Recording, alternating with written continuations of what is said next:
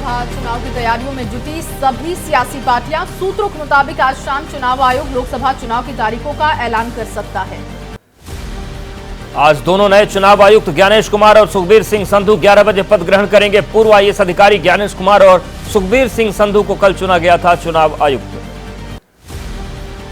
चुनाव आयोग ने चुनावी चंदे की जानकारी वेबसाइट पर अपलोड की है। देश की जानी मानी कंपनियों ने खरीदे इलेक्टोरल बॉन्ड। बीजेपी, कांग्रेस समेत कई पार्टियों को मिला है चंदा।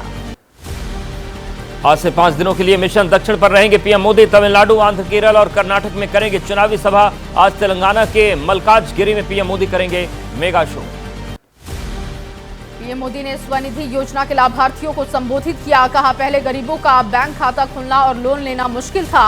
मैंने गरीबों को पूछा भी और पूजा भी। बिहार में आज होगा नीतीश कैबिनेट का विस्तार। जेडीयू कोटे के सभी पुराने चेहरों को जगह मिलेगी। नीतीश कैबिनेट में नए चेहरों को भी मिलेगा मौका। 28 जनवरी को बनी थी एनडीए सरकार। दिल्ली में पशुपति पारस ने दोपहर 3 बजे आरएलजेपी के नेताओं की बैठक बुलाई। आगे की चुनावी रणनीति पर होगी चर्चा। सूत्रों के मुताबिक एनडीए से पशुपति गुट को कोई सीट नहीं मिल रही।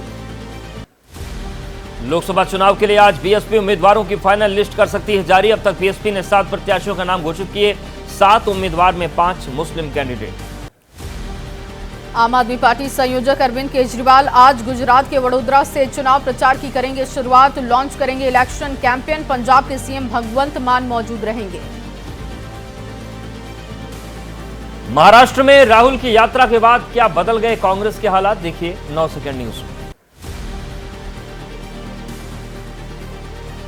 महाराष्ट्र में राहुल गांधी की भारत जोड़ो न्याय यात्रा जारी है। पालघर और भिवंडी में जनसभा को संबोधित करेंगे राहुल गांधी। सुबह पालघर में और शाम 5 बजे भिवंडी में होगी जनसभा। राहुल गांधी ने सोशल मीडिया के जरिए किसानों के लिए 5 गारंटी का किया ऐलान। एमएसपी को कानूनी दर्जा देने की गारंटी, कृषि ऋण माफी आयोग और फसल बीमा का भुगतान 30 दिन में करने की गारंटी। महाराष्ट्र में राहुल गांधी की भारत जोड़ो न्याय यात्रा पहुंची नासिक। नासिक में राहुल गांधी ने त्र्यंबकेश्वर ज्योतिर्लिंग मंदिर में पूजा अर्चना की। महाराष्ट्र के उत्तर मुंबई में लोकल ट्रेन से पहुंचे पीयूष गोयल। पीयूष गोयल का कार्यकर्ताओं ने गर्मजोशी से स्टेशन पर स्वागत किया। कहा, जनता का आशीर्वाद लेने और जनता की सेवा करने आया हूं। मुंबई में पीयूष गोयल ने सिद्धि विनायक मंदिर में दर्शन पूजन किया। चुनाव में जीत के लिए लिया सिद्धि विनायक का आशीर्वाद। मुंबई की सभी लोकसभा सीटों पर बड़ी जीत का दावा भी किया।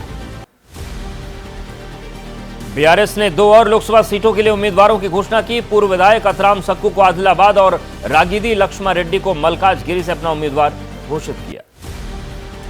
बंगाल में कांग्रेस को लेफ्ट से भी झटका। सीट शेयरिंग पर नहीं बनी है बात। लेफ्ट ने पश्चिम बंगाल के लिए अपने 16 उम्मीदवारों के नामों का ऐलान किया। टीएमसी के बाद अब लेफ्ट फ्रंट भी अकेले लड़ेगा चुनाव। महाराष्ट्र में अजित गुट को छोड़कर एनसीपी शरद पवार गुट में शामिल हुए विधायक नीलेश लंके, वसंत मोरे भी एनसीपी शरद गुट में शामिल। महाराष्ट्र के पुणे से बड़े नामों में आते हैं दोनों नेता। 16 मार्च को होगी यूपी बीजेपी कोर ग्रुप की बैठक। लोकसभा चुनाव के लिए उम्मीदवारों के नाम पर मंथन होगा। बैठक में अमित शाह, नड्डा, सीएम योगी रहेंगे शामिल। यूपी के बाद अब देख लेते हैं बिहार में बीजेपी की सहयोगी जेडीयू की चुनाव जीतने की क्या रणनीति है, सिर्फ 9 सेकंड में। पटना में लोकसभा चुनावों को लेकर जेडीयू ने शुरू किया चुनावी कैंपेन। मेरा नेता मेरा अभिमान बढ़ा है, बढ़ेगा बिहार नाम से जेडीयू का कैंपेन। कैंपेन के जरिए बिहार में अब तक हुए बदलावों को जनता तक पहुंचाएगी जेडीयू। महाराष्ट्र के नासिक में राहुल गांधी ने बीजेपी पर बोला हमला। कहा, बीजेपी के लोग नफरत फैलाते हैं। किसानों और बेरोजगारों के साथ अन्याय हुआ। हमने नफरत के बाजार में मोहब्बत की दुकान खोली। आंध्र प्रदेश के पीठापुरम से विधानसभा चुनाव लड़ेंगे जनसेना अध्यक्ष और अभिनेता पवन कल्याण। उनके खिलाफ फिल्म निर्माता और निर्देशक राम गोपाल वर्मा लड़ेंगे चुनाव। लोकसभा चुनाव को लेकर चुनाव आयोग का श्रीनगर में जागरूकता अभियान। कार्यक्रम स्वीप के तहत छात्रों और फर्स्ट वोटर्स को किया गया जागरूक। बर्फीले मौसम में छात्रों ने कार्यक्रम में हिस्सा लिया। जीतन राम मांझी के बेटे संतोष सुमन से डिप्टी सीएम सम्राट चौधरी ने मुलाकात की। मुलाकात के बाद बोले सम्राट, बिहार की सभी 40 सीटें जीतनी है और उसी की रूपरेखा तैयार की जा रही है। पंजाब के पटियाला से सांसद परनीत कौर बीजेपी में शामिल। पंजाब बीजेपी अध्यक्ष सुनील जाखड़ ने ज्वाइन कराई पार्टी। परनीत कौर का बयान, जो दुनिया में देश का नाम कर रहे हैं उनका साथ देने की जरूरत। परनीत कौर ने बीजेपी में शामिल होने के बाद बीजेपी अध्यक्ष जेपी नड्डा से भी मुलाकात की। पंजाब के पूर्व सीएम अमरिंदर सिंह की पत्नी है परनीत कौर। कर्नाटक में बीजेपी ने मैसूर में शाही परिवार के राजा को चुनावी मैदान में उतारा। मौजूदा सांसद प्रताप सिम्हा की जगह यदुवीर कृष्णदत्त चमराजा वाडियार को बनाया उम्मीदवार।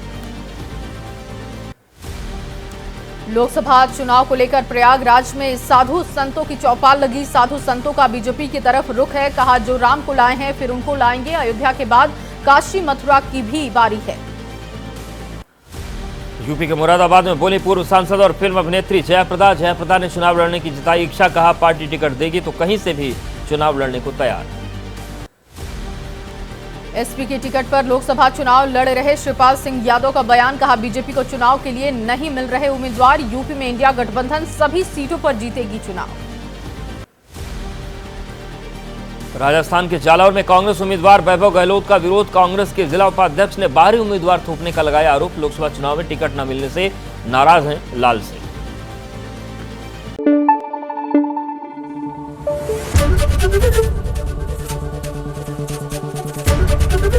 एबीपी न्यूज आपको रखे आगे।